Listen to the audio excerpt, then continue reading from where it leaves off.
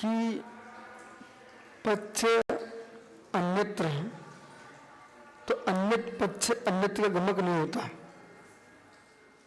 जो पक्ष सामने है वही हेतु गमक बनता है बोध का, और जो पक्ष का धर्म है वो हेतु बनता है।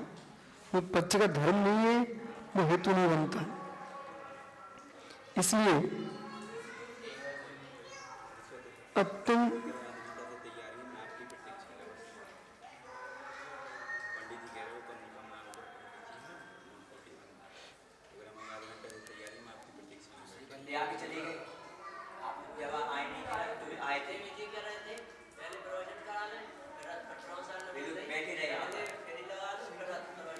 उनको आप ये बोल दो, आज तो तुम्हारी इंतजार कर रहे हैं, घंटे से कमरे में बैठे जाओ बोल के। जो पक्ष तुमको ऐसा दिखता है कि मैं सही बोल रहा हूं, फिर भी किसी समझदार से आपको बात करना चाहिए कि तुम अपनी समझ से ही समझदार हो सकता है इसके अंदर ही सूक्ष्म दृष्टि वाला कोई समझदार बैठा है, तब तुमको बोध हुआ कि हम तो ना समझ ठहरे। जैसे व्यापारिक दृष्टि है तो व्यापार में मुनियों को किया जाता है, क्यों किया जाता है?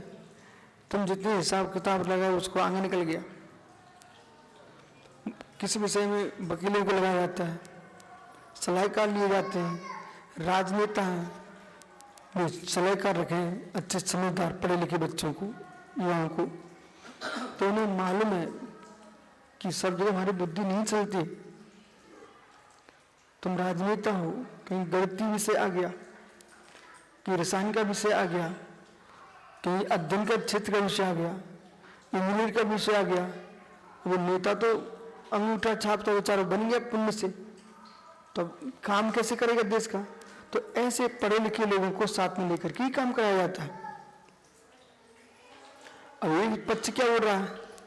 हम कह रहे पढ़े लिखे से लेने पर सत्य है, तीक्ष्ण तीक्ष्ण बुद्धियां किसकी कितनी पहनी है, उन बुद्धियों का संग्रह है। जैसे उच्च जाति की संतान जन्म देने के लिए उच्च जाति के रघुवीर का संग्रह करके वे संतति बढ़ा रहे हैं, बीजों का संग्रह कर संकर करा करके बढ़ा रहे हैं। ऐसे बौद्धिक संकर होता है। विदेशी भारतीय लोगों को बुला रहे हैं, वो अपने देश के लोगों को बिठा करके वो भारत की बुद्धि को दोनों को लेकर के फिर आगे काम बढ़ रहा है। सो अमेरिका क्यों आगे बढ़ रहा है? वो बौद्धिक संकर से आगे बढ़ रहा है। जैसे मिट्टी डलवाई ना तो संकर हो गया। साधु लोग ज्ञानी क्यों हो जाते हैं? साधु ज्ञानी होने का मतलब यही है कि कहीं विहार करते रहते हैं, इनकी जगह जगह बुद्धि टकराती है, भोजन आव भाव सब टकराता है, उनकी प्रज्ञा बढ़ जाती है। आप कोई भी बच्चा 1 महीने संग में रह ले, उस समय मेरा शोषण बढ़ गया है।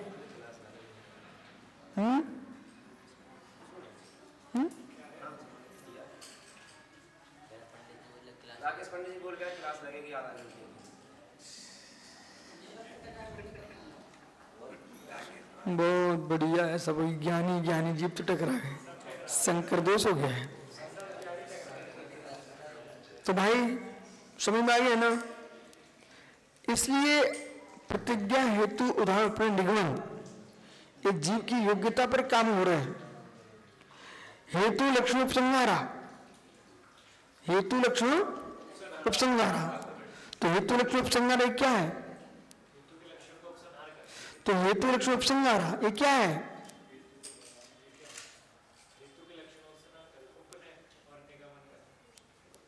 प्रतिज्ञा हेतु उदाहरण निगमन, तो हेतु उपसंहारा उपनय, पुनः हेतु को दोहरा देना, इसका नाम उपनय है।